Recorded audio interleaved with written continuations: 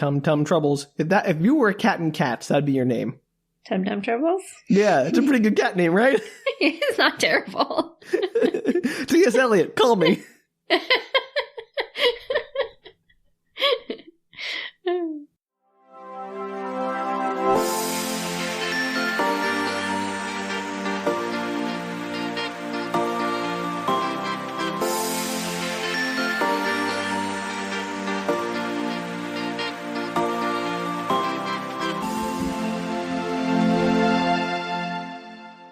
Hello, everybody, and welcome to Book Retorts. I'm Danielle. I'm Sam. And this is the podcast where one of us explains a weird piece of media to the other, who definitely has experience with it today. In this instance, and actually, frankly, we've had a run of experience between the two of us, Danielle. That's true. We've been doing a lot of repeating episodes here. We might need to amend our tagline there. Or I could just twist it at the end, like I always do. Well, you are very twisted. Okay, so today we're doing part 2, the finale of Legacy of Lies by Elizabeth Chandler. Glad you remember the name. Yeah, I second-guessed myself for just a moment. Because it's like Dark Secret or something. It's like the bigger title on the cover. Dark Secrets #1. And Sam, are you going to give us a short but adequate summary of what happened in the first part? Can you remember? Do you know? Oh yeah, I can give you that. So, Megan is a sassy teen who goes to live with her racist aunt for the summer. Or racist grandmother, sorry. Yes, that sums up the entire first part of the book. Yeah, that's pretty much everything that happens is Megan, the sassy teen, goes there for the grandmother for no reason whatsoever. The house might be haunted. She's into her not really cousin, Matt, because she's adopted. And he's mean to her, and her grandmother's mean to her. And there may be a ghost in her house. And that's pretty much the entirety of what the first part was. Oh my gosh. I feel like there's stuff in there that maybe we should talk about so that we know what's happening in the second part. All right. Let me do a more detailed summary then, Danielle. I feel like I should open my notes on the first one and see what's important. All right. So Megan is the adopted daughter of an interracial couple. And the maternal grandmother disowned her mother, basically, or estranged from her, because she did not approve of the interracial marriage, because she is the worst, as we've come to know. The worst. But she, out of the blue, invites Megan to come live with her in Wisteria in Maryland, I believe. Nice. Look at you go. In Maryland for the summer. And although there's no reason for Megan to go, her father insists, and so she does go. And when she gets there, she talks to her grandmother a bit. They have some verbal sparring. She talks to her cousin Matt, who's also living with her grandmother because his parents are getting divorced and it's nasty and he doesn't want to be a part of it. Yeah, I think they're already divorced, but yes. Or whatever, yeah. There's some kind of nasty fallout from a divorce. So he's there and he's also just sort of ignoring her. And she's all sassy to him too, but, you know, also he's like so super totally hot. So, you know, that's going to be a thing. She wanders by some graveyards. She sees some spooky things in the window of her bedroom while she's wandering by the graves of her family, which is on the property. She gets a brief summer job in her mom's best friend's shop called Yesterday's. Good job. With a Z. Do you remember the name of the shop next door? Tomorrow's. We went over this. Not Tomorrow's. Still not Tomorrow's. It should be. Or Present Day. Presents was the other one on the other side. Crate and Barrel. I don't know. It was called Tea Leaves, Sam. Oh, right, because the psychic person's there. Because there's a psychic, and they also have, you know, treats. Yeah. Oh, no, I'm sorry. There is supposedly a psychic there who refuses to do a reading for Megan when she goes over there. Because great job. Deeply important. Well, bet it is. So anyway, Megan works at this shop. Matt's friends come in. His friend Alex has totally got the hots for Megan. And Matt pretends like, oh yeah, sure, go for it. I don't really care. She's not that hot. And she also meets her best friend Sophie. Which becomes her new bestie at the house. And, oh, right, she has dreams. I ignored this because it's important. Because you hate them. No, just because, like, we talked a lot about the dreams, but they never went anywhere in this part of the book. I'm sure they'll come back. But there's more dreams to be had. Don't worry. Right. Thus far, they have been unimportant. But, yes, so she's had dreams of her grandmother's house, although she had never visited. And there's a dollhouse of the house in the house, so that's fun. You made fun of my sentence when I said that, but then you just reused it. Yeah, I know. That's why I'm making fun of it. Did you not hear the sarcasm dripping from my voice? Do you remember how the finale of the first part ended, Sam? Oh, yeah. So she's having a dream. Well, okay. Let me back up. She's awoken by a voice that says, I'm... what's her face? I can't remember the name of the dead... My name is Avril. Avril Lavigne, right, yes. No. Whatever her name is. She's the namesake of the house. This is the grandmother's sister who died under mysterious circumstances and may be haunting the house. And she says, my name is Avril. And Megan's like, wakes up like, who's there? And the ghost is like, I told you, name's Avril. Can you not listen? Get your listening ears on. And then she gets up and wanders around and doesn't see anything. And then she comes back to her bedroom and there's somebody in her bed, but it's her. Ah! She wakes up. All right, you ready for this? Oh, yeah. So the next morning, after these scary events in the bed, grandmother... whoa. How'd you get a hold of my sex tape? Hilarious. Oh my gosh. Starting strong today, everybody. Grandmother is asking where her Bible went. Apparently, she always places it on the shelf, and it is not there. Darn ghosts stealing Bibles. And she accuses both of them of taking it, and they obviously both deny it, since neither did. And who would want to take a Bible? I mean, no offense, but like it's the most easy book to come across in the world. It is. Like, I'm going to steal this Bible. It's impossible to find a Bible in every hotel room in America. The lady just go to town and get another one. So the grandmother's getting increasingly upset, and Megan isn't really sure what the big problem is, because, as you said, just get another Bible. But this one's special because it has ghost-repelling powers. Yeah, well, apparently not. So Helen, the grandmother, says it's a sin to steal. And Megan's like, yeah, I know. And Matt asks if she should check their grandmother's bedroom, like maybe she accidentally took it up there. And Helen says that they should check Megan's bedroom because clearly Megan's the one who stole it. She's so crazy. Oh, man, I'm so glad that Megan came here to stay here. I bet she's thinking, gee, Dad, thank you for suggesting I come mend these fences. Exactly. She's about to protest, but in the end, she's just like, whatever, go check the room. It's not there, so I don't have anything to hide. Feel free. But it is there. No, it is not there. Oh, let down. I wanted the ghost to frame Megan. And grandmother announces very dramatically that someone will be punished for this, and Megan suggests that the ghost take it, because boy, can she not read a room. Like... She just can't help shooting her mouth off. It's so funny. Can you imagine this scenario? Grandmother is like freaking out about her Bible, and she's like, maybe the ghost took it. Like, come on. Honestly, Megan. I was Megan's parent. I would be like, Megan, you are so freaking grounded. Like, there was a time and a place for sass. Like, I appreciate someone being sassy. I sounded very old when I said there's a time and place for sass. I sound like I'm 90. I like the idea that of all their children, they thought that Megan, the sassy one, would be the best fit for the grandmother who disowned them for multiple reasons. My point is, like, I would be so frustrated and fed up with Megan at the point. Like, it's totally fine to be, snarky or whatever, but, like, don't be just a jerk. Yeah. And the grandmother tells her that. She's like, she will not hear such nonsense from her. And there are no ghosts on the property. And feeling particularly defiant, apparently, Megan tells her that someone named Alice in town said she saw a ghost, and that the ghost was named Avril. You might remember in the shop she had talked to someone who said they saw a ghost there. Yeah, the caretaker. Yes. Grandmother gets very angry and tells her that Alice Scanlon is a liar, and Matt is doing, like, the hard head shaking behind her, trying to get her to stop talking. Like, cut, stop. Read the room, Megan. Like, are we supposed to like any of these people? No. I told you I didn't really like her. I'm entertained by her, though. Megan tells her that she saw the headstone in the family cemetery, and grandmother is like, yeah, she was the same age as you, and she was just as sassy. And oh, dear.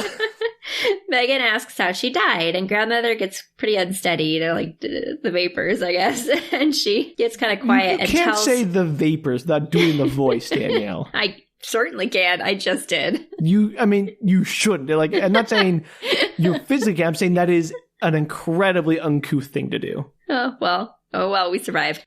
Ugh. Anyway, Write in, listeners. Come to my defense. Make Danielle a more fun storyteller. Oh, please do this. I would love to see the emails telling me to be more dramatic in my vapors. Yeah, who doesn't want a dramatic vapors? If we get enough write-ins on that, I will totally redo that cake for you all. Release as a bonus.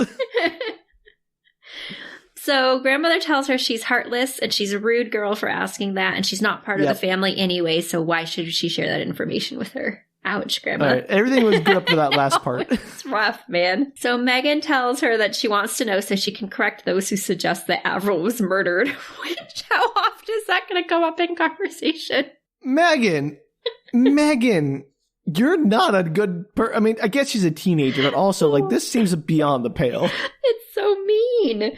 And grandmother gets very angry, turns abruptly, and strides to her bedroom, slamming the door. I'm a little bit on grandmother's side for this one. No, I mean, she's the worst. We've established she's an old racist woman, which is indefensible, but also this child is cruelly needling her about the death of her sister. So, yeah, no one's coming out smelling good here. And no, not at all. So Megan asks Matt if grandma's losing it because her actions seem really excessive to the situation. And Matt is like, just don't bring up the ghost stuff again. Avril was her sister. They were really close and it upsets her.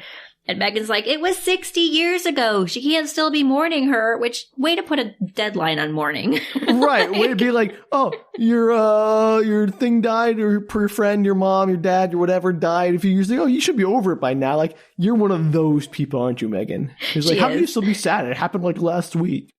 So the next morning, the topic seems to have dropped, and Megan asks if she can use Matt's computer to write an email to her parents because she wants to check in, but she doesn't want to be overheard making a phone call because she has questions for her family. Questions that they will not answer. You never know. So as she's finishing up in his room, Alex shows up with Matt for a study session. Oh, an anatomy lesson, maybe? Yeah. Sneaky. This is a very PG book, everybody. I'm sorry. Well, then why'd you bring it to me? I don't even know, because I was trying to Danielle, you make can the spice rounds. it up. Let's filter this through a Ice Plant Barbarian's lens and sex up this book. They all have a threesome in the room.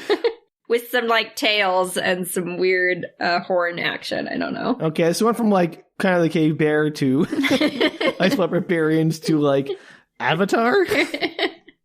They tails? were blue with tails. And did they have tails? I don't remember anymore. Yeah, they had tails. No, maybe Avatar and Ice Plant Barbarians are the same thing? Maybe. They have horns on their heads, so. I know, but I'm just saying. I'm just saying, I think we have a new extended universe for James Cameron. I'd watch that. So. It can't be worse than Avatar. Edit that out. Through Alex's mediation, Megan and Matt managed to have their first semi-normal conversation. Yay! Good job, Alex. Applause. She's like, okay, now tell me how you feel. He just kind of breaks the ice a little bit, and without them being the only two in the room, it seems a much more friendly atmosphere, I guess. He has the neutron that in their proton soup of a nucleus. Exactly. So she leaves them alone to study and goes about her day. So later that evening after dinner, Megan's feeling particularly chilly in the fall weather of the East Coast, since she does come from Arizona, and she puts on a heavy sweater and joins them in the library to read. How important is this heavy sweater? It's only important because Matt starts putting together a fire because he notices that she's been chilly all day. And the two seem to have found some middle ground. And Helen, the grandmother, looks on, clearly not pleased by this because she doesn't like that they get along with each other. And they have a nice little stare fest when they're catching feelings, Sam. She's fallen in love with her cousin. Yeah!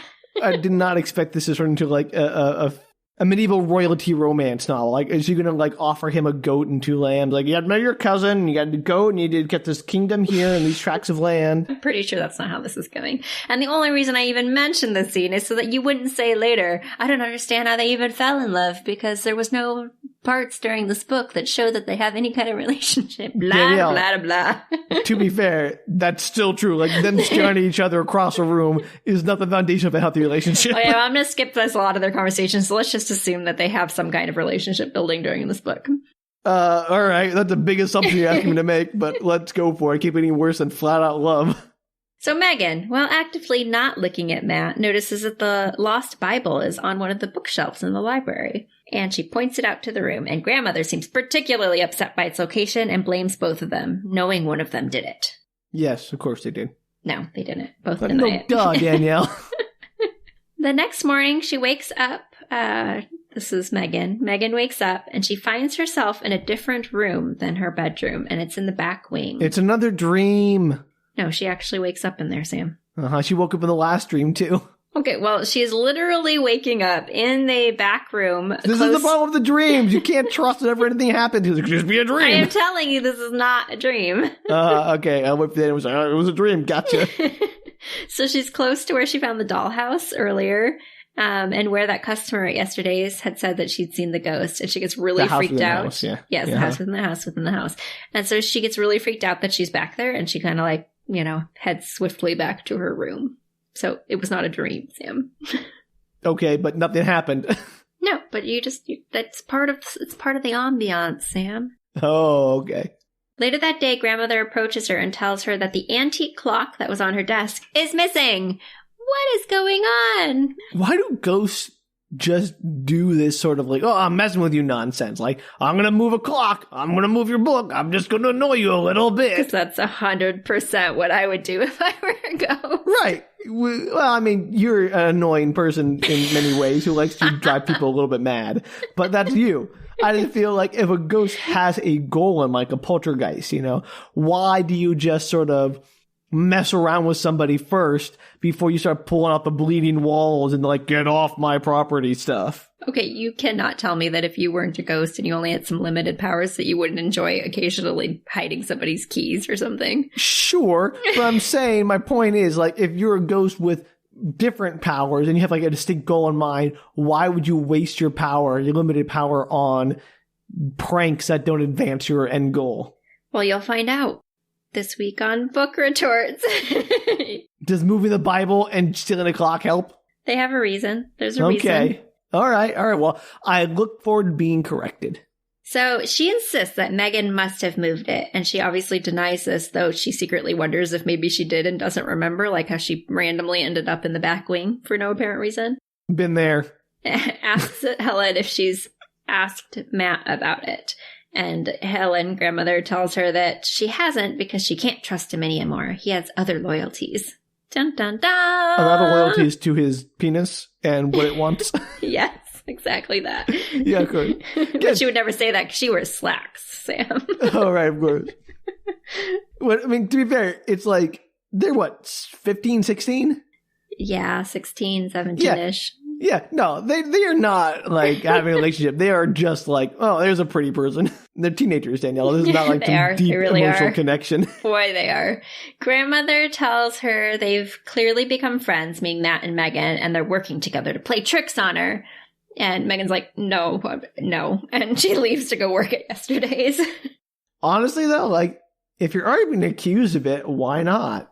Just start moving everything. Hilarious. Just start screwing with her. Like she's a total jerk anyway. Be like, all right, if you're going to already like blame me for everything's going wrong, let's have some fun with this. Well, they don't do that. Or at least not yet. And after work, as Megan's heading back through town, she's interrupted by a girl calling down to her. And it's Sophie from the shop earlier. And she's yelling out at the top floor of a building. It's a B&B where she helps her mom clean it. And she asks her to come up. And she wants clean, put her to work. Everyone wants Megan's labor. I feel like she does help her a little, but that's not what she's up there for. Oh. So Megan figures she probably wants to know more about Matt, because as you may remember, Sophie has a crush on Matt. Right. Because everybody does. Sophie's a crush on Matt, Megan has a crush on Matt, Alex has a crush on Megan, Matt's got a crush on Sophie. No, Matt's got a crush on Megan too. I don't know. It doesn't matter. I don't care. I don't care about these teenage relationship webs. It doesn't matter yet, Sam. And she tells her, like, I don't really know much about Matt. I can't be of any help for this whatsoever. And Sophie's like, actually, no, I didn't call you up here to talk about Matt. I wanted to... She just wanted her to sneak her into his bedroom, right? Yes. No, she actually wanted to ask her about Avril. And Levine. Yes, Avril Scarborough. Oh, I was close. And asked if she's seen the ghost in the house yet. And Sophie... Yeah. And she's like, no. And Sophie's like, you're not psychic? I thought I felt a connection. Because apparently Sophie's a little bit psychic. What? Is Sophie the child of the psychic that didn't do Megan's reading? No. She knows her, though. Unrelated psychics. Okay, Unrelated great. psychics. She's just got a vibe. She had a vibe from her and thought maybe she was psychic. And Megan's like, what? No. And Sophie feels real awkward about the whole situation. Because psychics aren't real and she got it wrong, so that shows how psychic she is. And she's like, are you sure, you've never been aware of things other people aren't aware of or had experiences you can't explain? And Megan, completely lying, obviously, is like, nope, not at all. Don't know what you're talking about. I hate those sort of vague, like, you ever had something like strange happen in your life? Like, yes, literally everyone has had a moment where they thought something strange was happening, or they had like, you know, a moment of where they blanked and they came to and like, oh, what was I doing again? Like, yes. That is the human experience. It's not special. I do that while I'm doing the task. Like, I pick up the piece of paper and look at it. I'm like, what was I doing with this piece of paper? Or like, you know, you're driving or whatever, and then like, you sort of zone out and you come, like, just terrifying. And you come back like, oh, I'm driving. I just lost like 10 minutes on autopilot or whatever. Highway hypnosis. Mm-hmm. Yeah, exactly. Mm-hmm. So like, that thing, like, oh, that must mean you're psychic if you've ever had like a strange feeling at one point, or you felt like being watched when you weren't. Ooh, you must be psychic. Like, no. Well, regardless, she says no, and then she does tell her about the dreams that she's had. And Sophie's like, I think those are more than just regular dreams. Of course she does. She thinks she's psychic. Right, and Megan's like, nah, but hey, do you want to go to a movie? You seem pretty cool. Like, I think we get along well. And Sophie's like, yeah, that's exciting. Let's go. But not that day. They're going to go later in the week. So when she gets back to the house, her grandmother is being very odd, and the housekeeper tells her that she's been a little weird ever since she found the clock, and apparently she found it on the hall table, so it had been moved, just like the Bible. Is Avril Lavigne putting the stuff back where her contract writer requires it to be if she's going to do a show? Yes, 100% that. How did you know? Look, I've read these star contracts. They're full of these weird writers. So that night, she has a dream. Dream, Sam. Spooky great. Dream. Sure. She has a dream about Matt and her playing hide and seek. Ooh, hide and seek. I thought you were saying hide and something else. I mean, you don't know what they're playing hide and seek with. And they're in some kind of barn or abandoned house. And she opens a trapdoor and climbs into the basement to hide. And then from Mr. Sunshine gives her a bottle of wine, says in 20 years. No. We reference a lot of old media. We're sorry, listeners, if you haven't listened to our entire back catalog. This is how we encourage them to do it, Danielle. Okay, well, that's a fool on the hill if anybody wants to listen. Thank you for citing it. So they're not going to know what to listen to if we don't tell them what part of Full Mill it's from? What part? Yeah, like there are 4 which episode? episodes. I'm going to say 2 or 3. Yeah, that sounds right. I don't remember. Okay. Suddenly, inside the space, she sees huge gears like the inside of a giant clock, and the gears start to slowly rotate, and she knows if she doesn't stop them, they'll shake the entire building until it flies apart. So she grabs hold of them, trying to stop them, but they won't stop, and then her sweater catches into the gears and starts to pull her in. My downfall! Oh, no! So she manages to escape, gets out of the sweater, and it gets scrunched inside of the gears, and what she realizes suddenly is that her hair is also caught, and she can't get out, and she's being pulled closer and closer to the gears, and she screams for Matt, and she hears him above walking around, but then he leaves, and then she realizes that he left because he started the gears, and he knows she's down there, and she's leaving him there. So he's trying to kill her. Okay, couple of things. One, This is why you always tie up loose hair or other loose articles when you're working on heavy machinery. That's safety 101, Megan. Let's get it right. Jeez, Megan, if you'd only known what was going to happen in your dream. And if you only knew to wear proper protective equipment and take care of yourself, you'd be fine. If you wore safety glasses, maybe a lab coat, you'd be okay. 2, maybe Matt's not as hot as you think if he's trying to murder you. Yeah, I mean, maybe. But I'm sure she won't care about that. She definitely does not. The next morning, a painting has been moved from parlor to the music room. I'd like to point out that this book is supposed to take place over 2 weeks, and there's a lot of the next morning, the next day, the next one. And I don't know how many days are in this book, but it feels a lot longer than 2 weeks. It feels like the longest 2 weeks in history. Because it's already been it's got to have been several days before she even got the job, and now it's like a couple of days into her job. It's amazing how some books feel way longer than the time they encompass, and some feel way shorter, and some feel just right. Yeah, well, this one feels much longer than 2 weeks. So the painting's been moved from the parlor to the music room, and Megan decides... Professor Plum! Yes, Megan decides to visit Professor Plum. No, Megan decides the only person who could possibly ever help her is Mrs. Riley the psychic.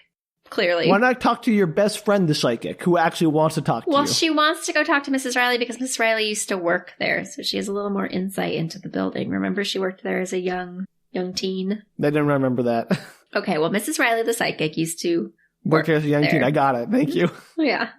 And that's why her son, Jamie, is like, oh, she'd really like to meet you because she used to know the family really well. She used to live there. So she goes in and tells Mrs. Riley. She does actually get a visit with her this time. Mrs. Riley doesn't send her away. Oh, Mrs. Riley, finally stepping up doing her job. Yep. So she goes in and tells Mrs. Riley about the items that have been missing and found later. And somehow Mrs. Riley knows what she's going to say and keeps finishing some of her sentences. So you know she's a legit psychic, Sam. Because no one else can finish someone's sentences. Because it's not like humans have very predictable speech patterns. Yes, well, apparently she knew where some of the stuff was. And Riley tells her that the items are being moved back to where they once were in the past, like when she worked there. That's basically what I said about the Avril Lavigne thing. Absolutely. It was right on the money, but I wasn't going to tell you that. Okay. I was like, that's weird. What do you mean? It's the obvious answer. It's like, of course, they're like, the ghost is trying to step things back up to the way they remembered it, because ghosts are always stuck in the past. Like, the way you phrased it was funny. No, yeah, exactly. I wasn't going to just come out and say, like, that's not as fun as Avril Lavigne having a contract saying, like, I need X number of green M&Ms, and I need the clock in the hall, and the painting on the thing, and the Bible on the shelf. So she goes on to explain, Mrs. Riley, that she was once the personal maid of both the girls, Helen and Avril, who were sisters, obviously. I got that, yeah. Yes, I was clarifying. Avril was the pretty, popular, spoiled one, and she got all of the attention from the parents and of friends and family and all of that. And Helen was... Is every part of this family just terrible? Like, the great-grandparents apparently were for playing favorites with their children, too? I guess so. And apparently Helen was a much more conscientious teen and quite a bit nicer. And Avril would complain that her room was small and crowded and insist on sleeping in the back wing, where she would sneak out of the house to go visit her boys. Yeah, all of them boys. All of them. And Megan... All the boys come around to Avril's. Her milkshake brings all the boys to the yard. No, and that's not Avril Lavigne, Danielle. Come on. No, but I was just throwing in another reference to random... Never mind. Megan realizes she awoke in the room where Avril used to sleep. No surprise. Is Avril trying to... I'm sticking with my theory that Avril is looking for a new host, being John Malkovich style. I mean, it's entirely possible. You'll eventually find out. Over the years, poor Helen grew terribly jealous, especially after Avril stole Thomas from her. Not Thomas! Not Thomas. You may remember that he was one of the headstones in the graveyard, Sam. I did not remember that. Okay, well, he was one of the gravestones. You keep on saying, like, I should remember the one grave you mentioned among many others. Like, no. Well, he was there, and it is Helen's husband, is Thomas. It was her mom's father. Wait. Got it. Okay. So, sorry. When you say her, you meant Megan's mom's father, not Helen's mom's father. Yes. Okay. I'm sorry, it was there's Helen's a lot husband of people. and her mom's father. I'm like, what the heck is going on in this family? So Megan is confused because Thomas was her grandfather. So that means he married Helen. Well, not until after Helen murdered Avril. Oh, yeah, we're getting that. That's where we're getting to. And Mrs. Riley tells her that he was Helen's beau first, but he was after the money, and Avril, as the eldest, would inherit it all, so he ended up switching his affections. But when Avril passed away, he ended up back with Helen. Why did Helen take him back, for one? Because she was in love with him, Sam. Second, how does Megan not see this coming? I don't know. She doesn't know any of her family history. I didn't know any of her family history either. I figured it out. Yeah, but you've got the whole perspective, the entire book. Like, all she's got is her own perspective. Is this a first-person perspective? Yeah, but I don't know. It's a first-person book, and I have her perspective. But like, why would you know when you didn't? She didn't know until a second ago that Thomas was with Avril previously. Yeah, like, why would she know that? Neither did I. But like, when does the person said it? Well, like, she got to the spot the same time you did, Sam, during the story. Okay, I'm sorry. I didn't mean to impugn her intelligence. So she wonders why something would set her grandmother off after 60 years. And Mrs. Riley says that some wounds heal and some fester. And she's never seen the ghost, and she never went back to the house after she married. So she can't be of any help with that. Wait, who didn't go back after she married? Mrs. Riley. Okay, got it. Yeah. Not Helen. Not right. Helen and Thomas. No. Megan asks how Avril died, and Mrs. Riley lets her know. She's like, well, do you want the truth, or do you want the story that, everybody knows? And she's like, gee, both. I wonder which one she's going to pick. This is like... Never mind. I'm not going to bring up another reference from our past media, but suffice to say, I have issues with people who don't ask questions and when they should. Yes, that's our current tangent, is stupid people who don't ask questions when they should. Or like who ask questions that like don't need to be like the answer's obvious. She wants the truth. Like she's not asking because she wants to be lied to. I know. She asked for both, to be fair. Right. And well, so, I mean, duh.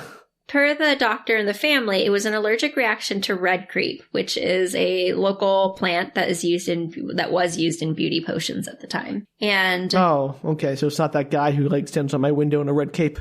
No, the red creep. No. Yeah. Here to save the city. I'm the red creep. Creep. we gotta typewrite this before like Marvel or DC snatch it. Red creep's ours. No one else can have them. Yeah, it's on a podcast now. So yeah, that's copyright. Okay, in reality, it was an overdose of red creep. It wasn't an allergic reaction to it. She had used it many times before and hadn't had any issues with it. And she had used it the night she died, sneaking out to the mill to see Thomas, which is kind of where her go-to place. Ooh, the mill. Yes. Because you really got to grind that bone meal. Ew, no. So she became sick at the mill, and Thomas ended up taking her to a doctor, but she died on the way from the overdose of the red creep. Okay. Overdose of the red creep. Yeah, I got it. I mean, he's outside right now. You can talk to him. No, I'm good, thanks. Okay. Creeper. How is he? Don't you live in the air? Danielle, it's an amazing thing where even from the ground, you can still see windows. But when he said when he's outside, I like in my head he was outside your window, and that seemed confusing to me. Like hovering? No. Yeah, he's like a little way back. He's got binoculars. He's doing his thing. Like he does his thing. I got him. Yeah. Okay. Good. I got to be at another building to see into yours. I can't imagine he can see into your window from the ground. He could. Could he? I mean, if I was standing at the window, he could definitely see me. Oh, sure. That's different than seeing into your entire apartment, though. That's true. Okay, anyway, this does not matter. Red creep. The red creep. He's not a very effective superhero. He's more of a villain, I guess. Maybe. I would say lives in the gray area. Well, we gotta change his costume colors then. Maybe he's got like a tragic backstory, that makes him relatable. Is he like the incel superhero? Oh, no, I don't like that. No, I don't either. Take it back. Sorry, I didn't mean to besmirch the red creep with that. He is way better than that. He is. I don't know if he's better than that, but he's definitely not that. Okay. All right. This is getting dangerous territory for us. Let's move on. So apparently this is pretty typical of Avril. Mrs. Riley says she's always wanting to do more, try more, have more, and so always go skydiving. Always flaunting the limits, so that she used too much red creep in her, like trying to spruce up her appearance was not unnecessarily something that they wouldn't have expected of her. That sounds like a Nike commercial. Do more, try more, have more. I mean, it's not a terrible Nike commercial. So, they should hire Avril. Mrs. Riley suggests not telling her grandmother, Megan's grandmother, that she saw her today, but she doesn't say why. She's like, it's just free advice. We don't get along, so you may not want to mention it. Let me guess how well Megan follows that advice. We'll find out in a minute. So she's working the rest of the week at Yesterday's because apparently that cashier that she's covering for is really sick. There's no mention of the cashier ever again, as far as I know. No. You know what my guess is? My guess is that the owner has Megan working there for free, free labor. I'm going to do what capitalism does and just lay off this hardworking person I've had for years because I've gotten a cheaper source of labor. For the week. Yeah, well, I mean, however long she can finagle it, and then she'll finagle it. And then when she comes back, she'll have a negotiating, I got to hire you from scratch. You got to start with the bottom of the hike again and get started at entry-level pay, so you have to work your way back up to where you were. That must be it. I can only imagine that's Ginny's long game here. Yeah, well, it's very Kafkaesque, but here we are. So anyway, as Megan's wandering home, she ends up getting picked up by Alex, who is out with Matt and the other girls. He roams by and grabs her. Kind of. They drive the Jeep up. They're like, get in! We're going shopping! And the girls get in, and there's girls in the Jeep too, and she ends up joining them. Ooh! Mm-hmm. Well, Alex and Matt are partiers. Partiers. No, it's just a little friend group. They're out driving around. So Alex asks her to a party, but when he tells her it's the same night as the movie that she's supposed to go to with Sophie, she tells him that she can't do it. And he suggests that she bring Sophie along and they can double date. I guess he used to be friends with Sophie back in the day. And Sophie can date Matt, and Megan and Alex can date. And she tells her that she'll, ask Sophie, but in her head is thinking there's no way she's going to say no to this because she really wants to go out with Matt. Let me ask you. Is a party really like a double date? It is when you're 16. I'm just saying, like, if you go out to dinner as, double date, that's one thing. But, like, a party is just a bunch of people milling around. Like, you don't have to go there as a couple to hang out, right? But they do go as a couple, though, so I don't know. I just, like, it just seems like you're just weird. Bringing a date to the party is what you're doing. Okay, sure. But then is it a double date? I mean, technically there are is everybody going to the party as a date? Is like, are they all like quintuple dating or whatever? I don't think everybody has a date there, but the two of them both brought dates. Right, but if anyone else brings a date, are they immediately part of this date? No, it's what? That doesn't make any sense, because then you would say... Like, we're going to go to a party with a bunch of people, and just because we brought dates and they brought dates, but we brought dates together, so we're double dating, even though they also brought dates together. That's just how double dates work. Sam, if you go on a double date in a restaurant, like, you're not including all the other couples that happen to be in the restaurant. You're like, well, I guess now we're on a quintuple date. But you're interacting with those couples. You're not there to hang out with those couples. You are there, they're incidental to it. Like, the party, you're there to hang out with all the people at the party. Sure. I don't know the answer to that, Sam, but I still think it counts as a double date. Okay, well, you know what? Weigh in, you're doing an activity together. Okay, yeah. If you don't agree it's a double date, I won't be too offended. Feel free to let us know. I just don't know. Like, I'm honestly like, that seems like, hey, let's go to a party. Oh, if you want to bring your friend too to hang out with Matt, Matt, that's cool. But then it's a double date. I just don't understand that. If you've ever wondered why our episodes are an hour and a half long, it's because we get bogged down in the details of whether or not 4 people going to a party is considered a double date. I maintain that it is just, gilding the lily. Okay, anyway, they drop the others off, meaning Matt and Megan, and they end up talking about the grandmother on the way home. And he tells her that Mrs. Riley is a fraud. Surprise. Duh.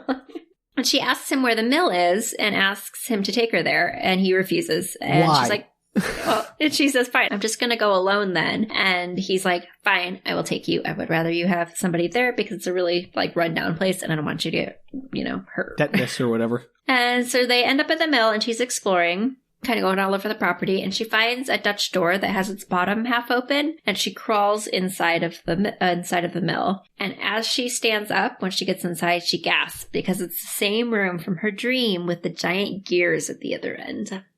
Oh, a match with a killer. She freaks out and she kind of feels like she's somehow connecting with Avril, like something's going on, and she's just figuring that out now? Well, this is her, epiphany. Well, many times over. Just many epiphanies. It's a mini epiphany? Mini epiphanies. That's a hard word to say.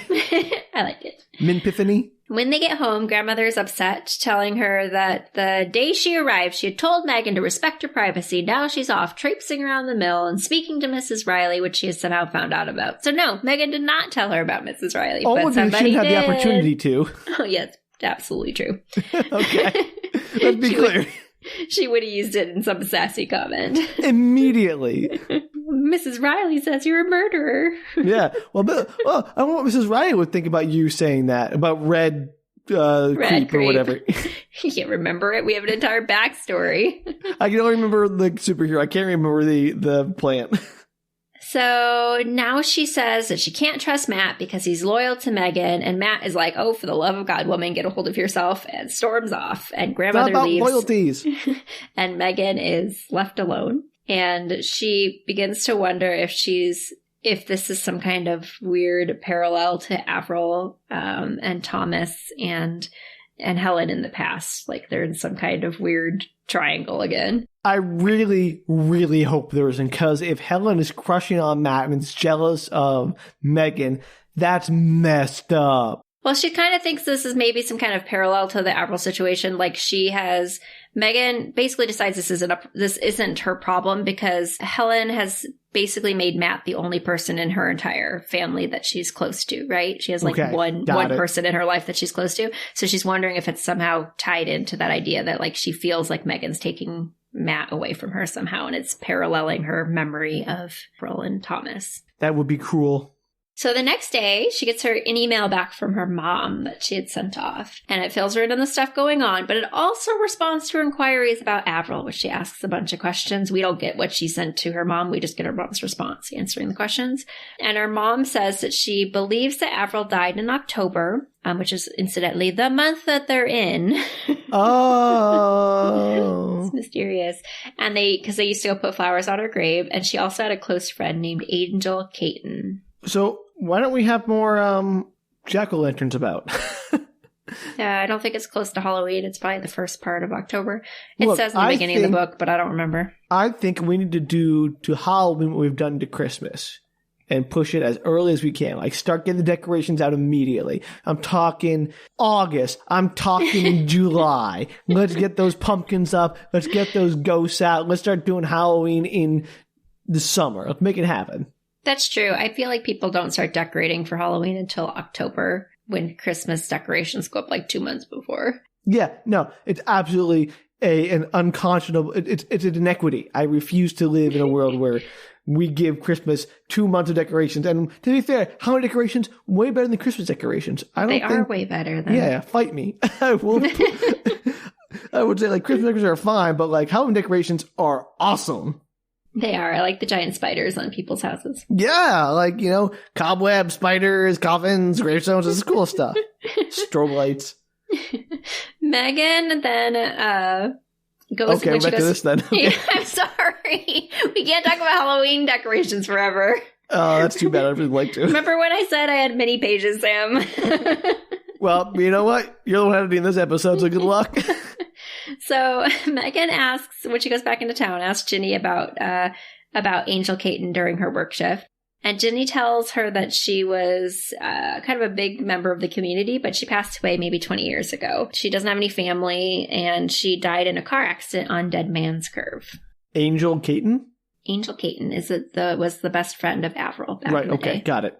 So Sophie shows up later and is nervous about the idea of a date.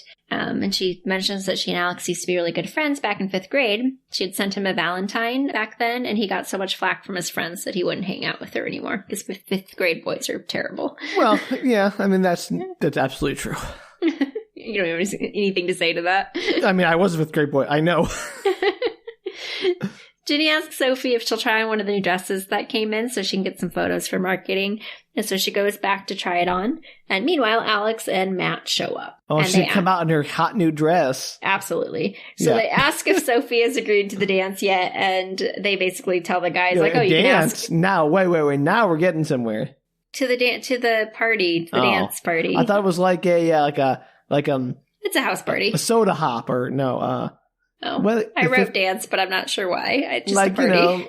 They go into I think a 50s style. Yeah, let's all go to the dance. You're taking a girl? Yes, this book written in the 2000s has a sock hop. That's what I was looking for, a sock hop. Thank you. You're welcome. There it is. No, they're not going to a sock hop, Sam. Dang. They're going to a house party like kids do in the 2000s. Well, that's way lame. Let's do a retro sock hop. That's cool. I mean, I would go to a sock hop, let's be honest. Well, you would, but you're old. I would have when I was 16. I wouldn't have cared. You were an old 16-year-old dude. I was, too. That's true. Oh, well. Anyway. And so basically they tell him, like, why don't you just ask Sophie when she comes out? She'll be here in a second. And of course, as you said, she gets to have her makeover moment when she arrives in her fancy dress and all the boys swoon. She agrees to go to the party. So later she's filling Sophie in on all the stuff that's happened. She decided to actually tell her, admitting that she feels a little bit like she's being haunted by Avril. And something's going on with her grandmother, and Matt knows something that he isn't telling her. And Sophie suggests that maybe Avril was actually murdered and is trying to set the story straight. Didn't the other psychic person tell her that she was murdered? She didn't say she was murdered. She said there was an overdose. Okay. That it was Avril's fault that there was an overdose. Like she had used the red creep, too much of the red creep. Oh, well, You're just really hoping that Helen is actually a murderer. I don't know if so much as hoping as like feeling. Like I feel murder vibes from her. Okay, well, we'll find out. So even if she's not, she has murder vibes. She does have murder vibes. If it's Thomas, though, ooh, that'd be terrible. That doesn't make any sense. Oh, unless. ooh, Avril was going to dump Thomas, right? Then he doesn't get any money because he can go back to Helen, but she's not the heiress. So now he has to murder Avril so he can get back with Helen and get the money. That might be the case. Megan admits that she has actually seen the ghost just once, though. And it was in the mirror that one night when she saw her in her bed. Remember, she sees her in the mirror first. That's what spooks her, and she runs back to her bedroom. Sure. Okay. Right. Okay. And that makes Sophie kind of stop and look at her. And she's like, that's weird. I just kind of assumed you were psychic, and maybe seeing the future or tapping into someone's past. But now she's wondering if she's actually remembering places and objects that she saw in her own past, that maybe she's Avril reincarnated. So it is being John Malkovich. Maybe. I'm going to be honest. The last time I saw Being John Malkovich was in your house in high school. That movie sticks with you, though. It's weird enough. I don't remember the plot.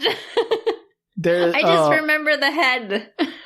The head? Yeah, isn't there a giant head or something? Is that on the cover? Yeah, on the cover, yeah. Yeah, I don't remember much of that. There were doors. I don't know. There was a door on the 38th and a half story or whatever it was. Anyway, not the point. We're not going to do the Being John Malkovich podcast. That's a podcast for a different day. You could probably do it as your movie. I'd be honest, don't remember it well. That might be too weird. It's one of those movies. It defies explanation in many ways. Well, luckily this one doesn't. So Megan is like... Wait. I will go back to the part where she's the reincarnated form of Avril. She is not related to Avril in any way. Like, I get that she's an adopted member of this family, and she's a legitimate member of the family, but like... Do you have to be related to be reincarnated? I don't think you have to be related to the person. I guess that's true. I just thought, like, it would make more sense in that way. Like, it's so coincidental that she was reincarnated from Avril and ended back up in the same family. Well, it's fate, Sam. Woo. Oh, okay. Well, sure. If I did not that's account for what is fate. Actually happening. You don't even know if that's happening. Who knows? Megan's like, no, that's bananas. But Sophie points out that she went to Avril's old room. Like, she woke up in it. She saw Avril in a mirror, which seems kind of weird that you would see a ghost like as your own reflection. So she's potentially moving things back to where Avril would have wanted them to be. And also she suggests that there actually is no ghost, but it's just that she's having an out-of-body experience. And the ghost, quote unquote, that people see is just her, since she lives in a different time zone. And that's why it's always before dawn that they see the ghosts there on the property. Because she comes from a different time zone, and it's... Because she lives in Arizona, so she's having an out-of-body experience, and because it's 3 hours later, I don't know. They'll 2 hours? Opposite. Like, she'd be up at, it's 2 a.m. or 5 a.m. where she's in Arizona. It's 8 o'clock in Maryland. Like that. But she's saying so. Like, before dawn in Maryland, they're always seeing the ghosts. That would be when she's asleep, right? Back in Arizona. But she'd still be asleep when it was passed on. Is my point. Right, but they're seeing them. They always see it before dawn. That just must be when she's having her out-of-body experiences, supposedly, according to Sophie. But she'd be having those out-of-body experiences in Maryland. Like, the time zone doesn't even make any difference. Yeah, but she's having the out-of-body experiences in Arizona, but her body's transporting back to where she would have been as Avril. I get that. My point is, she would be asleep before dawn in Maryland, too. Yes. But that's when the ghost is seen. So right. I don't know. I don't know I don't know why it matters. That's my point. It doesn't matter. Either way, she'd be asleep in Maryland or she'd be asleep in Arizona. Her ghost would still be being apparent before dawn. It's not like, we see the ghost and it's not 9 o'clock in the morning when most people are awake, but you're still asleep because you're in Arizona. But I'm just saying that's her explanation, which I love every single time I read it because I think that's hilarious. Yeah, great. Doesn't make any sense to me. The time zone is irrelevant. I like Sophie. I like her trying to explain things. I love Sophie. Sophie's my favorite non-described character. Yeah, I like her.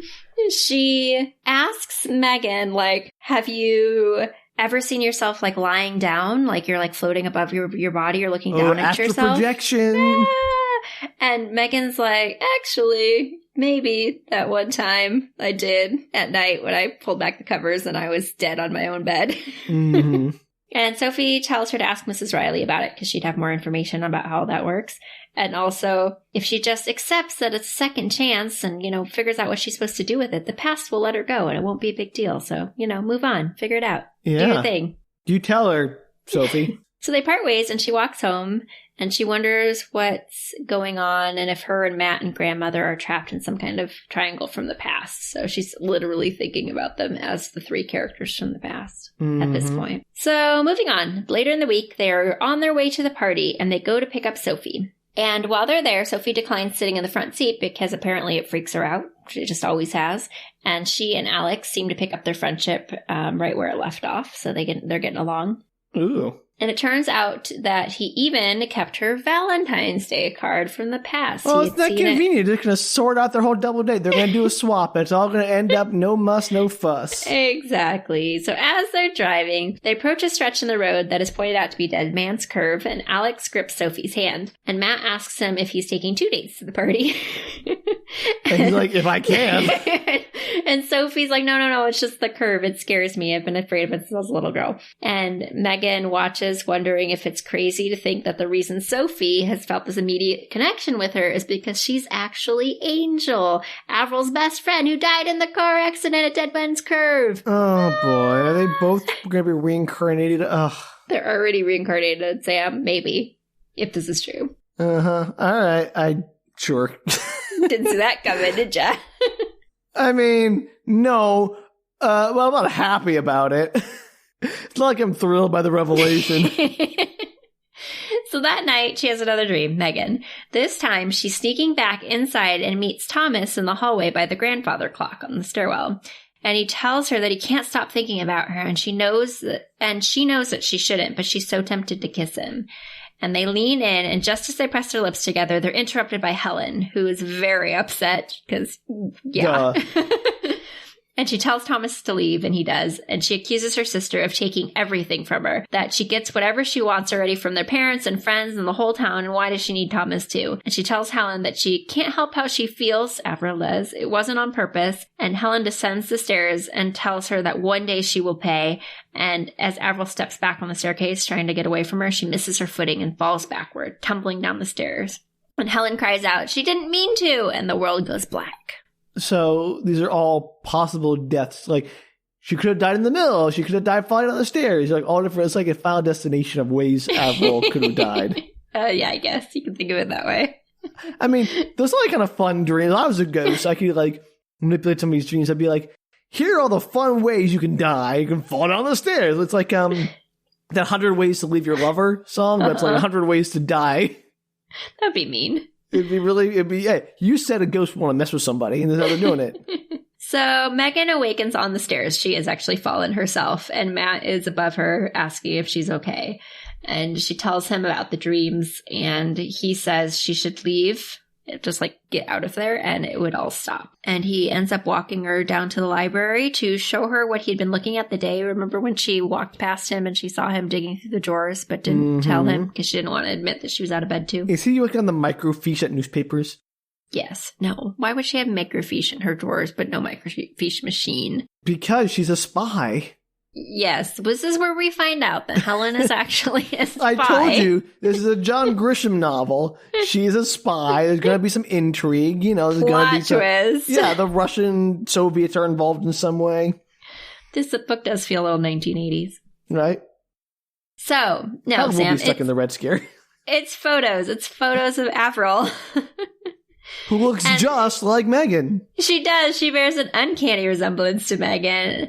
And there are also photos of her and her family as well. So grandmother knew exactly what she looked like before she was even invited. It's not like it was a surprise when she got there. Well, no. Well, she doesn't know. She didn't know that her grandma was even in touch. So there's like letters and stuff from her mom and pictures. And it's like she was surprised that she had any of them. So Megan asks why it would freak her grandmother out this much, just as she happens to look like her, sister, which I think, like, that's pretty weird. She's not even related. That's what I'm getting at here. Like, again, she is a part of the family. I'm not saying that adoptive siblings are not part of the family, but you lack that, the blood relationship that comes usually with a physical resemblance. Exactly. Like, there's no reason why she should look like a complete, like, stranger's family, essentially. Exactly, right.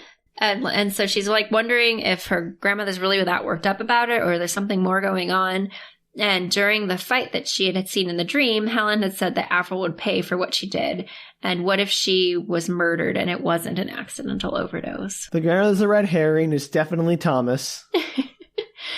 Matt thinks she's listening to Mrs. Riley too much and tells her Megan and grandmother are just driving each other crazy. They're like feeding off each other. But if Megan just went home, this is probably all just a bad coincidence and it would end everything if she would just leave. Why doesn't Megan just leave? He doesn't like it there. He doesn't like the people there. She's feeling oddly like she needs to figure things out and get to the bottom of it. And she... Stupid past lives. And she vaguely feels empathy for her grandmother. I don't know why. Oh, also Matt's a hottie. I forgot. Matt's a hottie. I mean, that really is the deciding factor here. Teenagers. I can always say that because I would probably make the same decision in the first place. So she takes a walk later to Avril's grave, noticing that the day she died is that very day, and then heads into town to Sophie's because she's going to do some research, yo.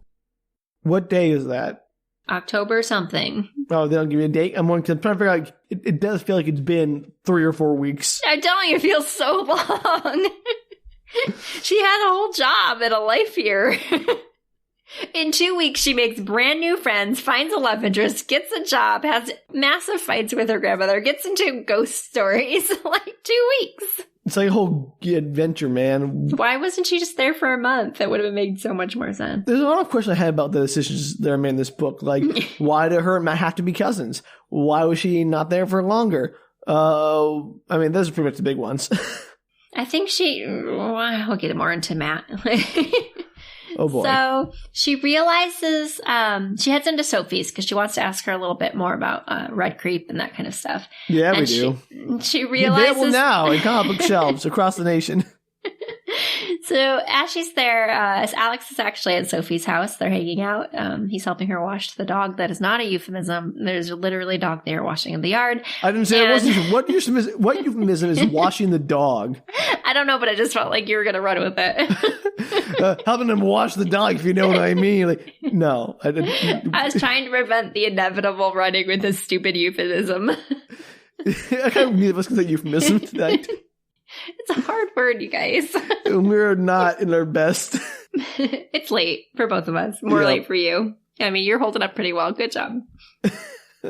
Needs must. So she realizes that Alex is super into Sophie, but Sophie has no idea that this is going on. Oh, Sophie. Poor innocent Sophie.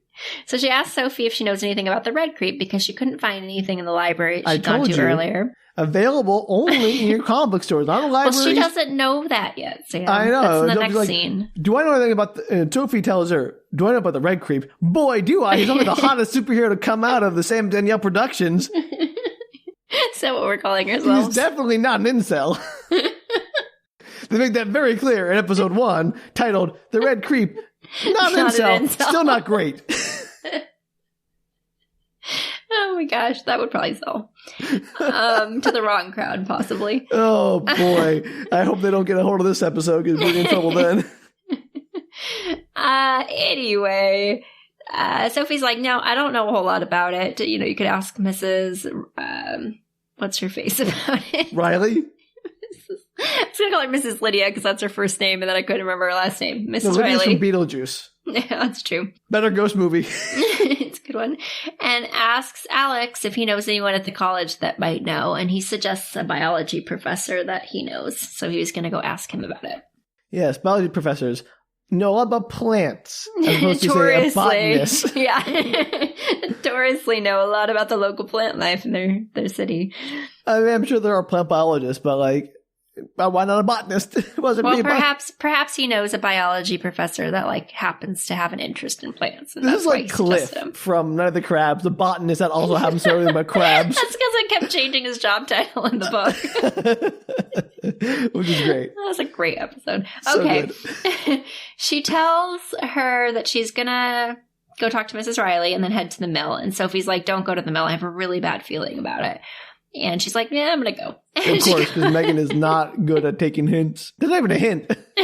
She goes to Mrs. Riley, who isn't doing very well. She's looking really ragged. She's run down. She's got her nails bit to the quick. And she asks her, Megan asks her about reincarnation and tells her that she thinks she might be Avril.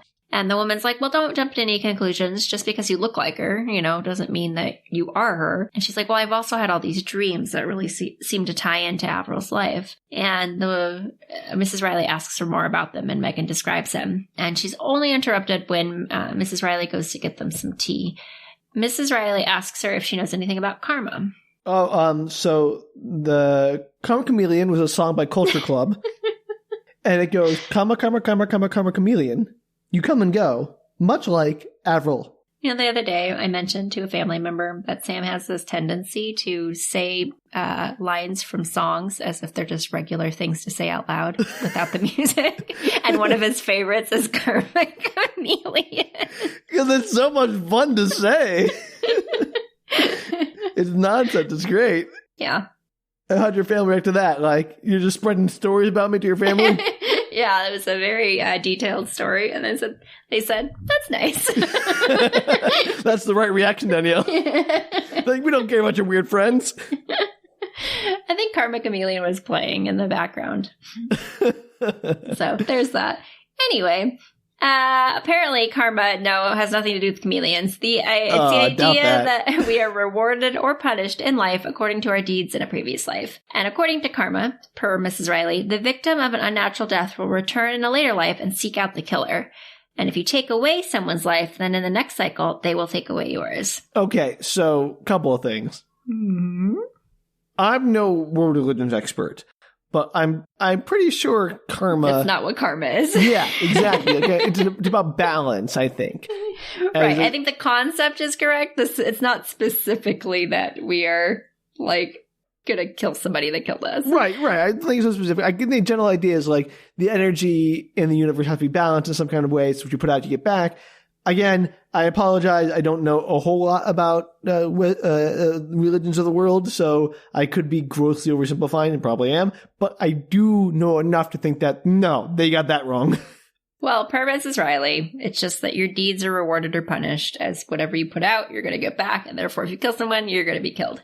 And Megan kind of avoids her eyes while she's talking about this, I don't know what you're talking about, woman. And she calls her Avril and asks her what she's remembered. Clearly, she's remembered something. Ooh, Avril, what have you remembered? That's what she says. You do hypnosis on her? No. Megan tells her about the dream with Ellen threatening Avril. Though she says it obviously just could have been a sisterly threat, and she didn't seem to mean it seriously. She seemed upset when she, got pushed, she didn't get pushed, but when she fell down the stairs. And she asks her if she remembers anything else from the day that she died, and if she can trust her cousin. And at Megan's hesitation, she's like, oh, well, you obviously can't trust your cousin because you hesitated at that question. He doesn't know her cousin. And Megan's admits that he's very protective of their grandmother. So, no, she's not 100% sure if he would side with her, if it came down to it. Well, I think he would side with her against being murdered. Maybe, unless he's the murderer. Yeah, Matt. I swear, if Matt's the reincarnation of Thomas, I will be very upset. Mrs. Riley agrees, saying that he's dependent on her money and it would be dangerous to trust him if she suspects. He is Thomas! Like Riley does that Helen may have murdered Avril. Okay, I have a question. Yes. If we're just going to do the exact same Avril, Helen, Thomas triangle again, but with teens, we're going to just tell the first story, tell the original story. Why have to tell it as a second story, as a reincarnated Because you wouldn't have a teens? Reincarnation in your vengeance, Sam. Okay. It Sure. would be a completely different plot, and it would end with everybody dead. Yeah, but that'd be a way more interesting story, I think. Sure. Well, you get a story within a story, as many books do.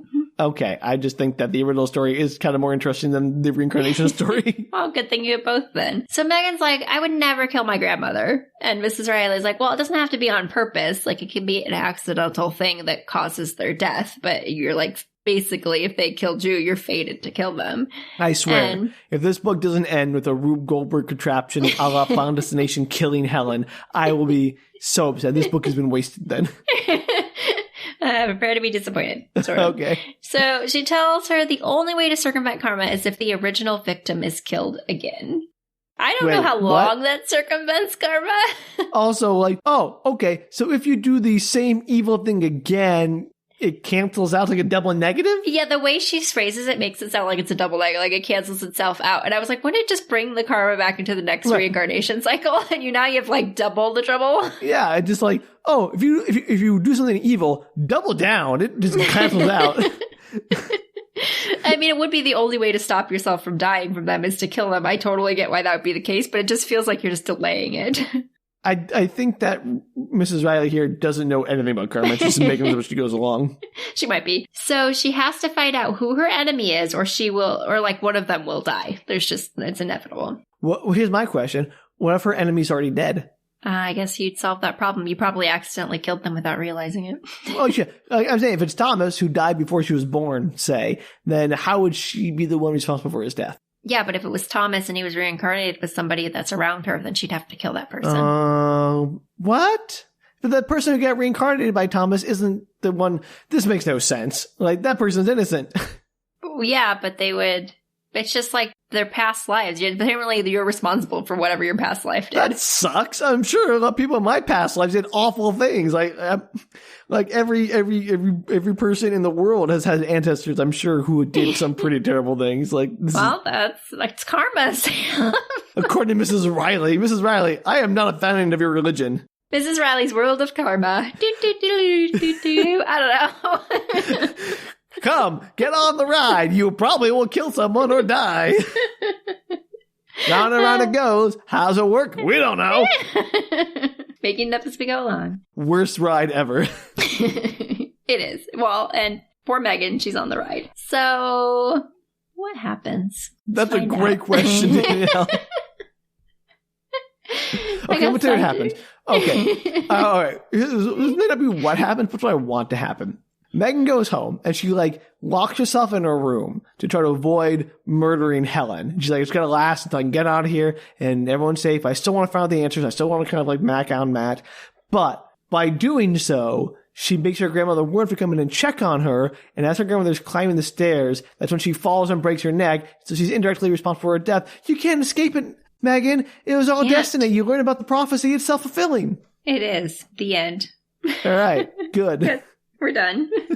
Thank you, everybody. It was lovely to speak with you all again. Thanks for joining us on Book Retorts. Oh, then Megan looks out her window, Danielle. And do you know what she sees outside her window? Oh, it's not over. The Red Creep! Product placement! Cinnamon Productions, now appearing in Legacy of Lies! All right. None of that happens, except maybe the Red Creep. So, Megan's like, okay, well, I only find out information via dream. So how am I supposed to figure out which of these people is my enemy? Dream more? No, well, you can't she's running out of time, Sam. Okay. But I didn't know where the clock was. Mrs. Riley is like, okay, it's the day of Avril's death. This is her death day. And so she explains that there's a window of time where she can get more information, I guess. How convenient. Yeah, I mean, that's just how it works, Sam. We all know that's how it works in ghost stories. How karma works, how ghost works, it all makes sense to me. So she doesn't have to wait for a dream. She can just go to the mill and let the past come back to her, and that her life depends on Why the mill? That's where she died. I thought she died on the way to the hospital. Well, she died, she got really sick at the mill, and then as Thomas was taking her to the doctor, she died. Why wouldn't it be where she was poisoned that it actually took hold of her? I don't know, Sam. Maybe she was poisoned there, too. Who knows? That's a big assumption is all I'm saying.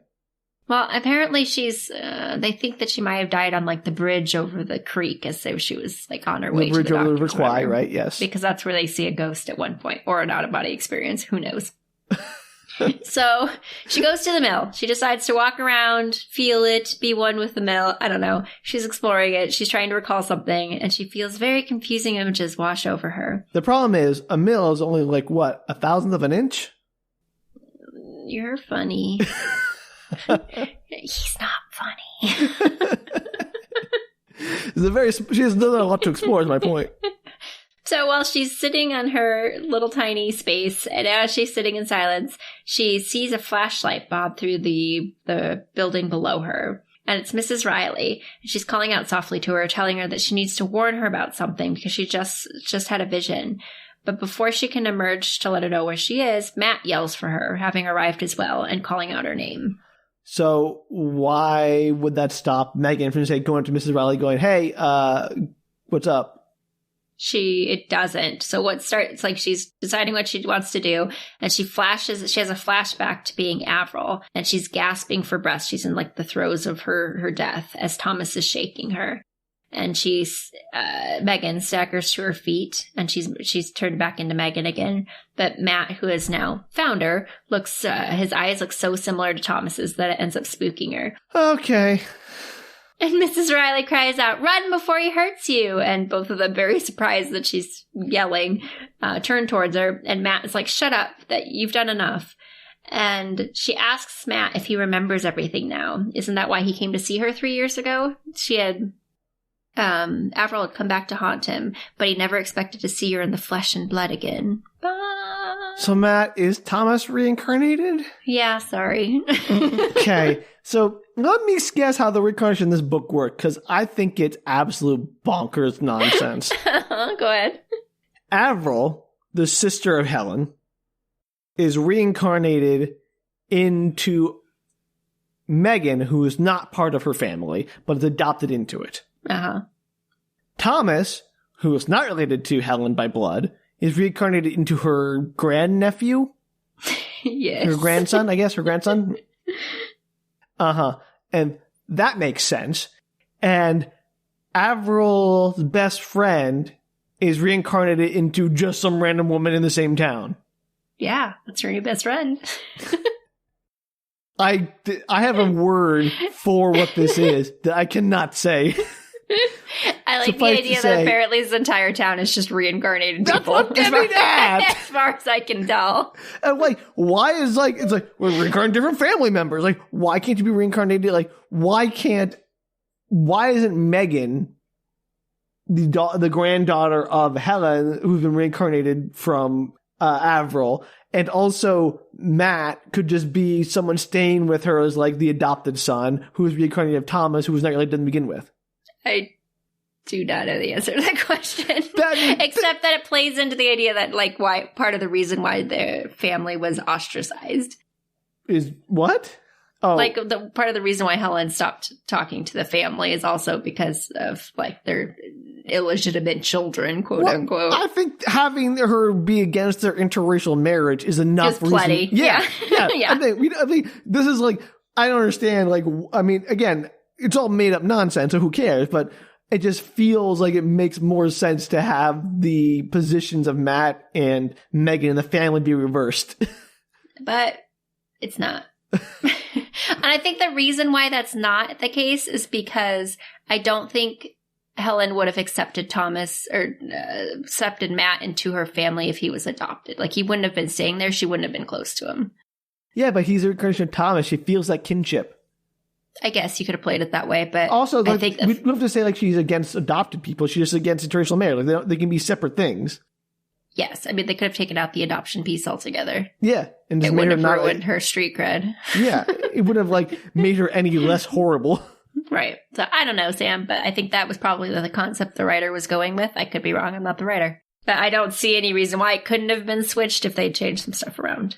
I was saying this is the most convoluted reincarnation plot I've ever heard in my life. It's great. That's why it's fun, Sam. It's so unnecessarily complicated. So Matt's like, your mind's twisted. You prey on the fears of my grandmother. He says, he does a long speech. I'm trying to summarize. So basically, like, I know that Danielle, you should do the whole speech, but do it like very dramatically. So he goes, I know that Helen had wanted to make Avril sick that night, so she couldn't visit Thomas. Come on, give me a Matt voice. No, I'm not going to give you a Matt voice. You're so lame. I know. God, I'm so lame, you guys. So lame. Sam does all the weird voices. I'm just going to summarize poorly. That's my shtick. You're not bad at summarizing. You just got to like jazz it up. Jazz it up. I do the little song. Sam does That's the true. voices. You do the songs. You got me there. So Helen had wanted to make Avril sick that night so she couldn't visit Thomas because she was jealous. And she, being Mrs. Riley, had given her the red creep to use. But Helen got nervous and only used half of the dose. But it was Mrs. Riley that had given her the second dose, and that was the one that killed her. But she'd spent years convincing the grandmother that it was her fault, enjoying torturing her with false guilt. So he's figured this out somehow. What? That's what he tells her. That's what he yells across to her. It's like, what? You find out later, but that's what he's yelling at her. At this point, you don't know why he knows any of this information. I get that. I'm just saying, like, why is this so complicated? We'll get into it, Sam. Okay. Doesn't make it less complicated. I'm just telling you, it does explain it. I'm just saying, why is this plot? This is like Knives Out or something. Everything has to be a twist and a twist and a twist. Love it. So Mrs. Riley admits, like, yeah, I did enjoy that. Helen was so self-righteous. I kind of hated her. And, I actually believed that was the case, like that Helen had murdered her. And Mrs. Riley apparently had been also in love with Thomas. Apparently Thomas is made out of like cookie dough or something because he's just catnip. I don't know. Like, why does everyone love this man who was only interested in people for their money? Like, he's clearly not a good dude. According to Mrs. Riley, he was only into people for his money. Like, maybe he wasn't. I don't know. But sure. You never really find out much about Thomas. So she'd been so in love with Thomas and she was so jealous. And so she had completely been jealous of Helen for ending up marrying her. Yeah, I got it. So she helped murder Avril and blame it on Helen to get revenge on them both, I guess, for both having Thomas. She's saying that she didn't murder. She's saying that she believed her entire life that Helen was the one that did it. So then she's saying, like, I didn't do that. So she's saying, I didn't do that. She's like, I believed that Helen had been the one that did it. But I was so in love with Thomas that I could never believe that he had actually been the one to give her the second dose of Red Creep, that it had to have been Helen. There it is. Yeah. So she's saying, like, the guy standing in front of you was the murderer, not me and not Helen. So it was Thomas. Supposedly, according to Mrs. Riley in this For moment. the money? For the money? So she goes on to say he had wanted Helen all along, and Avril was too unpredictable, too much of a flirt, but the fortune was hers. So he ended up killing her, and he took Helen instead. Called it. And Matt's like, you're wrong. I didn't do that. And she... You're not him! Okay, I don't know if he says, I didn't do that, but he does tell her she's wrong. I would be, like, if I was one of these kids, to be like, I am not that person. This is not me. Why you like this is just nonsense. Because they're reincarnated versions of the same people, Sam, and they have the memories now. It's too late. Okay, that means you're exactly the same people, and all of their actions are your actions. No. So she's like, yes, you did. This is why you hated this place, the mill, so much as a kid. He wouldn't go there with his friends when they were swimming nearby. And now it's karma that 60 years ago he had wanted nothing to do with her. And not when the Scarboroughs were available. And now look, he's here and about to be murdered. By her? No, by what's her face? Megan. And Megan be like, no. So he tries to get Megan to leave with him. She's like, she's out of her mind. She's like, she has no idea what she's talking about. I didn't do that, I swear.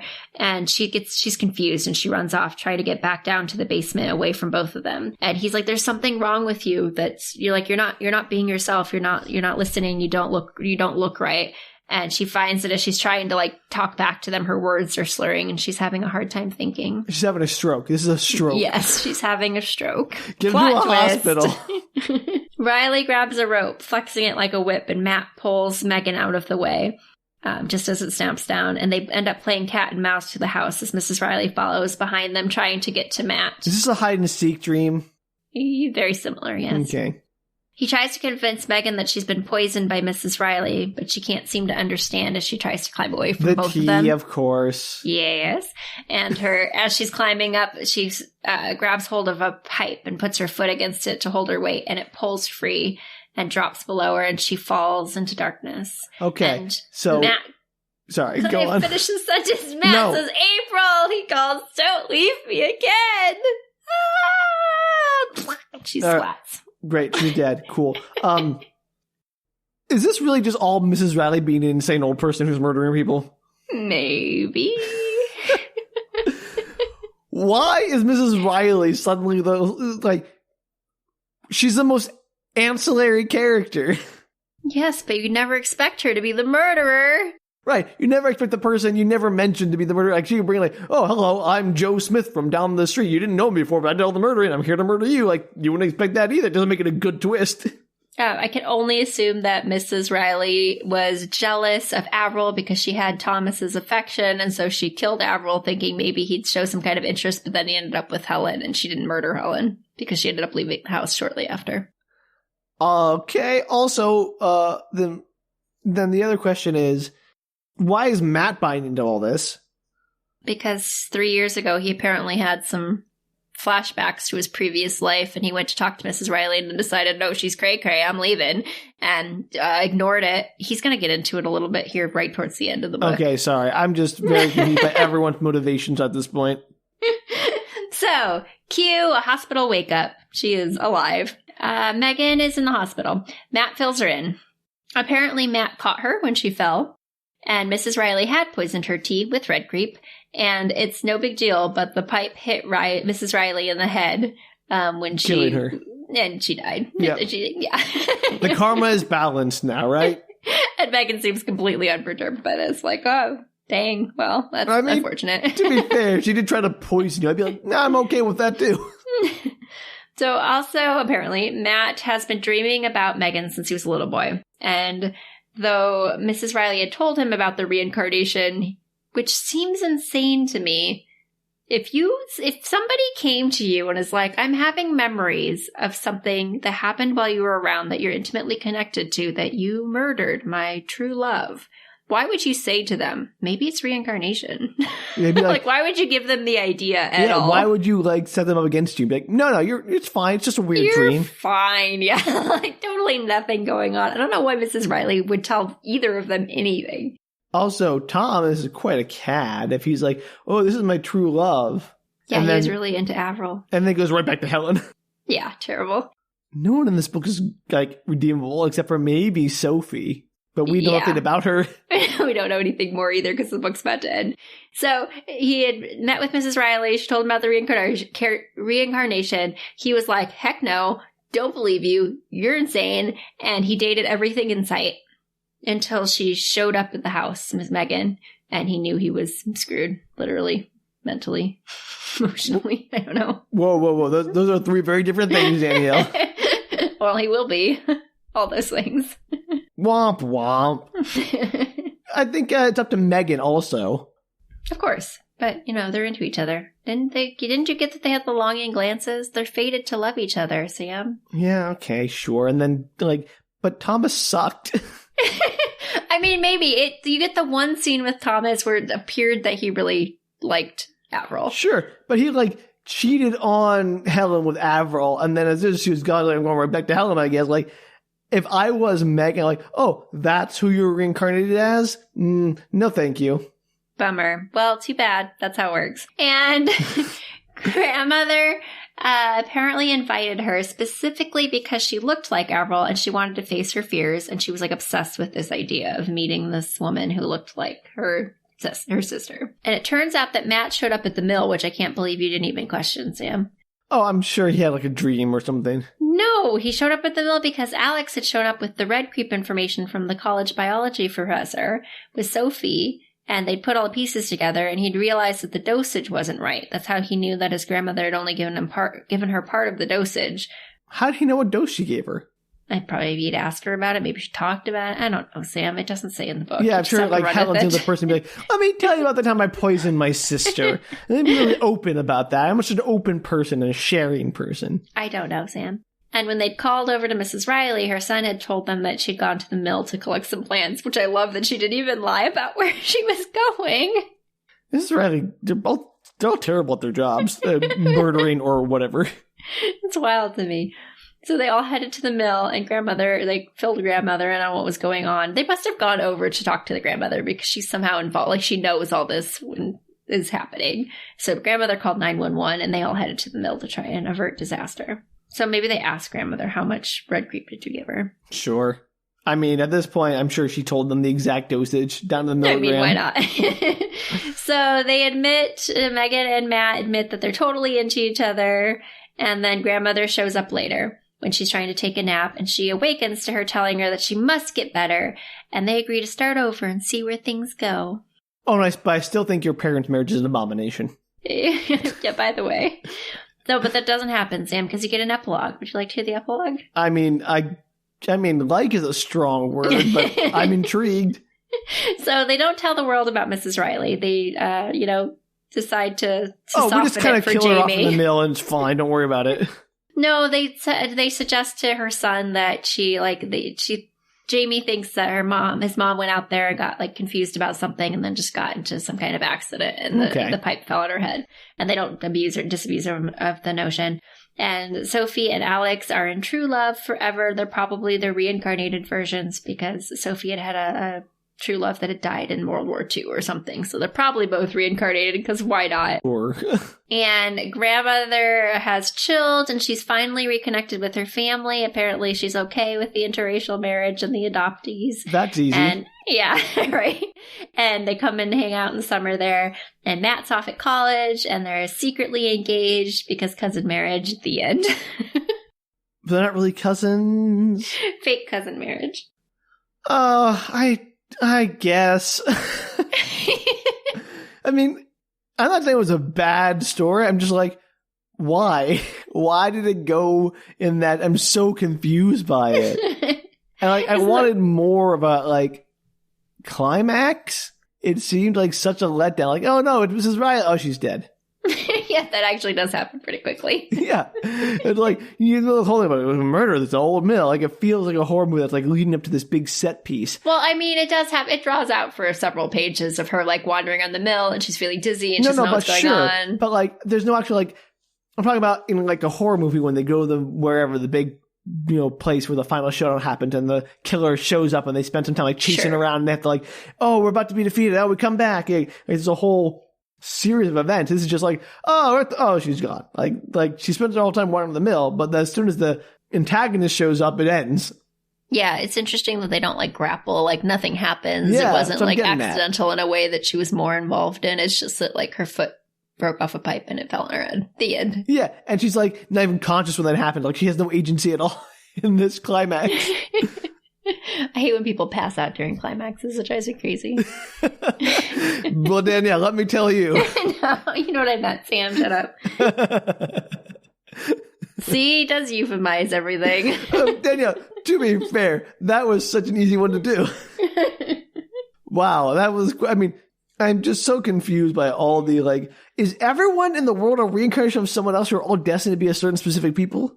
At least this group of people, yes.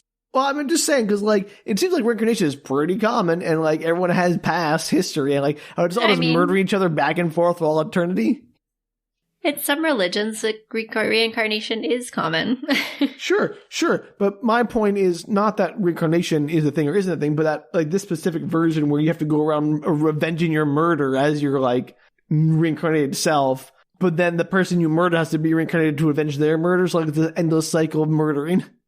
Well, now it's even, though. They've murdered each other, so maybe in the next life they can be friends. Okay. I mean, fair. Sure. Why not? She's probably going to be reincarnated as her child or something. Oh, God.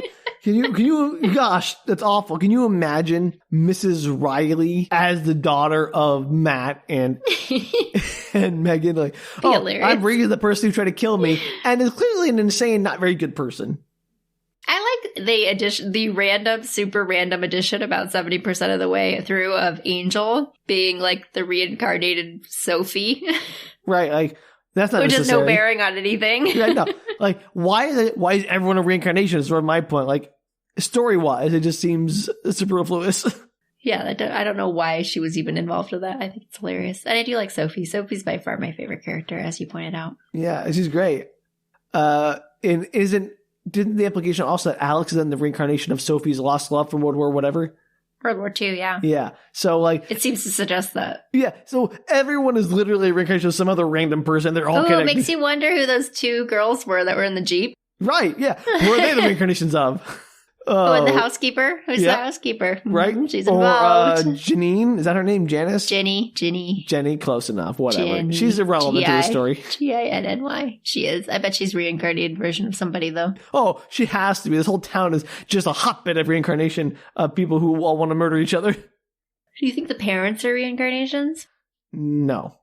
They're the only ones who aren't. Yep. They're the ones who. That's why Helen is so upset with them. Like, no, you're not with your destiny person. crazy. Well, that was a story, Danielle. Thank you for sharing. You always say that at the end of my stuff. I mean, it's always true, though. It's always a story. You make it sound so, like, negative. Well, that was a story. The last few that seem to, like, end in the weirdest sort of, like, way.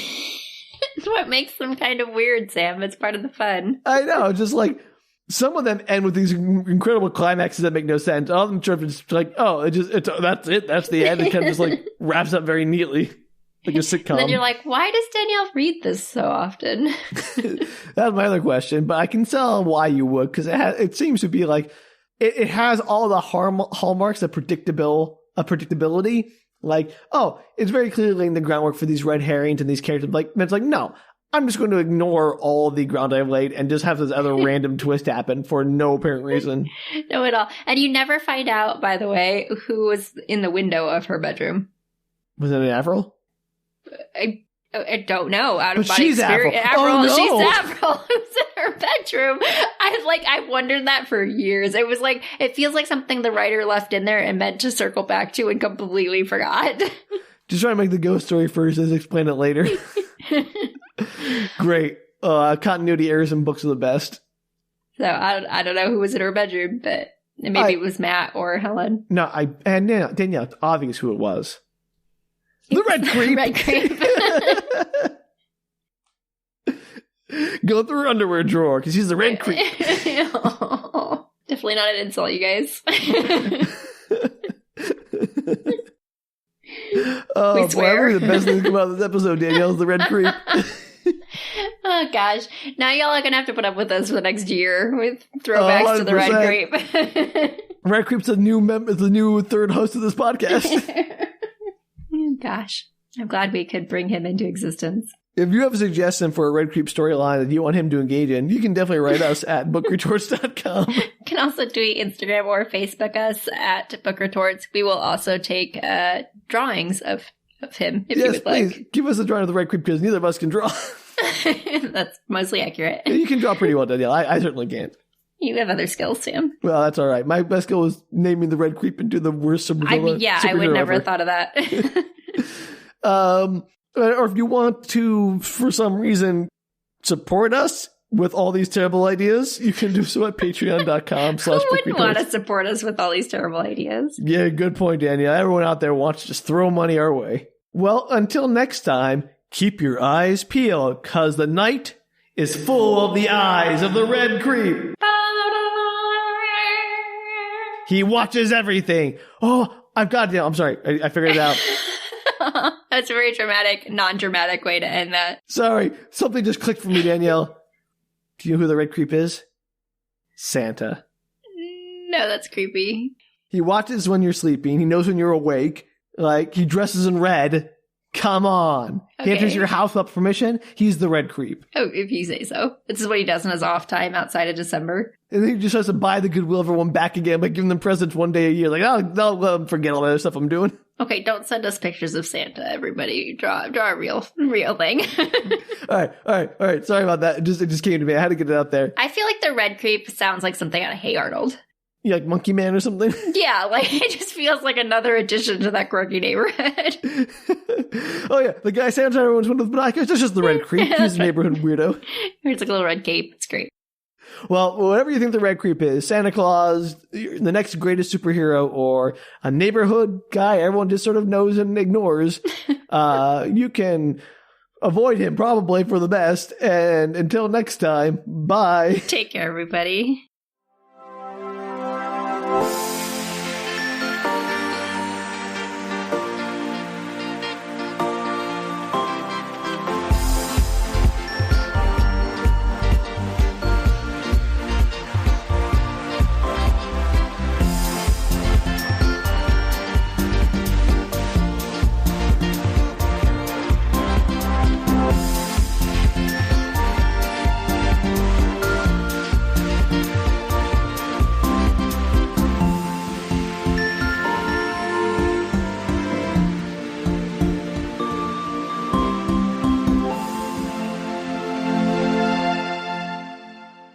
Oh my gosh, if I were a superhero, can you not imagine that I would just talk about that superhero constantly? You would all the time. Oh, you see how cool that superhero is? The Danielatron? Oh, it's not me, but she's the best. Like, oh, she's so totally dateable. Would you want to date the Danielatron? Oh, she's the best. Like, you see her kick that guy's ass? She's always right. So heroic. Man, the Danielatron's good. Not me, but great. See, I don't actually need to do that. Sam will do it for me. No, I won't. And even if you don't need to do it, Danielle, you will do it. That's true, I will.